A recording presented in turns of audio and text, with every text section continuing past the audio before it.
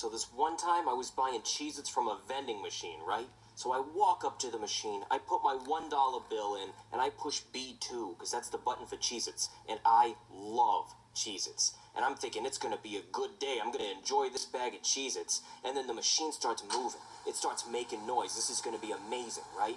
And then the machine, it's pushing those Cheez-Its toward me, and I'm like, yes, come to Papa. Come to Papa. And right as it's about to drop, it gets stuck. Wait, it gets stuck? It gets stuck. The Cheez-Its get stuck right between the glass and the shelf. And they're not dropping, they're not moving, and my mouth goes, because I just can't believe this. So I start pounding on the machine, and I start shaking the machine. And then I remember, if the machine falls on you, you can die. So it'll crush you. Yeah, it will. So I stop shaking the machine. And then I go and I ask my buddy Joe for some money, right? And I've already asked him for money tons of times. And he says, Guy, I can't give you any more money.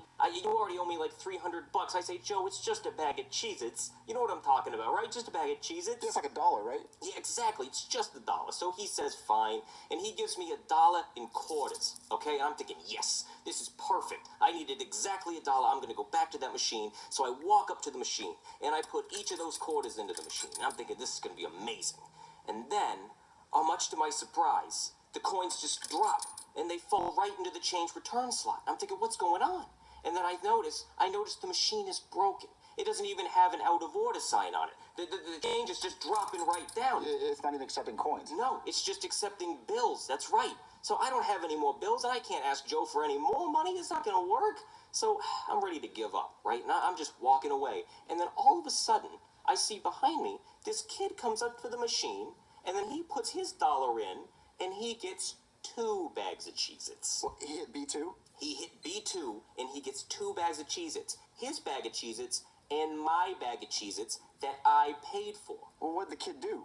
The kid, I walk back over to the kid, right? And I say, hey, kid, that's my bag of Cheez-Its. And he says, no, it's not. I paid for this. And I said, I don't think you understand.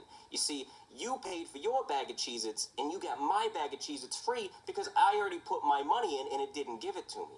And he's not buying it. He doesn't care, right? And he's saying, you're just a grumpy old man. Go away. So I lose my temper a little bit, and I start putting my hands on the kid. You know, I think you understand where I'm coming from, right? I'm just like, I'm grabbing the kid, and I'm strangling him just a little bit, to be honest. And then his mom comes around the corner, and she sees this, right? And she freaks out. She thinks I'm just some crazy cop abusing my power.